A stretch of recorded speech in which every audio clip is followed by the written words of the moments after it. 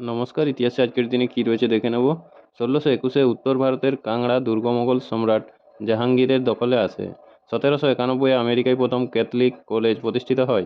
1795-এ লিয়েবে দিজেফের উদ্যোগে বাংলার প্রথম মঞ্চনাটক ছদ্মবেশী মঞ্চস্থ হয়। 1630-এ জার্মান জ্যোতির্বিদ তথা গণিতজ্ঞ জোহানেস কেপলারের মৃত্যু। 1830-এ প্রথম ভারতীয় হিসেবে রাজা রামমোহন রায় ইংল্যান্ড যাত্রা করেন। 1837-এ আইজ্যাক পিটম্যানের শর্টহ্যান্ড পদ্ধতি প্রথম প্রকাশিত হয়। 1856-তে প্রথম সব ব্যবচ্ছেদকারী বাঙালি চিকিৎসক মধুসূদন গুপ্তের মৃত্যু। 1859-এ গ্রিসের এথেন্সে আধুনিক অলিম্পিক্সের সূচনা। 1875-এ ভারতের রাঁচি অঞ্চলের মুন্ডা আদিবাসী ও সমাজ সংস্কারক বিরসা মুন্ডার জন্ম। 1904-এ জিলেট ব্লেড প্যাটেন্ট করেন সি জিলেট।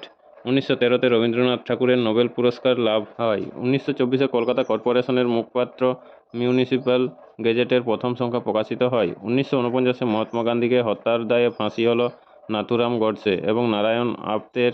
1982-তে মহাত্মা গান্ধীর অন্যতম অনুগামী তথা ভারতের জাতীয় শিক্ষক বিনায়ক নরহরি ভাবের মৃত্যু। 1986-তে টেনিস তারকা সানিয়া মির্জার জন্ম। 1987-তে সঙ্গীতশিল্পী শ্যামল মিত্রের মৃত্যু। 2000-এ পৃথক রাজ্য হিসেবে স্বীকৃতি পেল ঝাড়খণ্ড। 2001-এ শ্রী স্বপন কুমার শ্রীভিগু ডাক্তার এস.এন. পান্ডে নামে পরিচিত গোয়েন্দা কাহিনীকার, জ্যোতিষী ও ডাক্তার সমরেন্দ্র নাথ পান্ডের মৃত্যু। 2007-এ ঘূর্ণিঝড় সিড্রের আঘাতে বিধ্বস্ত বাংলাদেশ, মৃত 5,000, ধ্বংস হয় সুন্দরবনের একাংশ। নমস্কার, আজকের ইতিহাস এই পর্যন্তই। পরের ইতিহাসটি পেতে চ্যানেলটি সাবস্ক্রাইব করে রাখুন।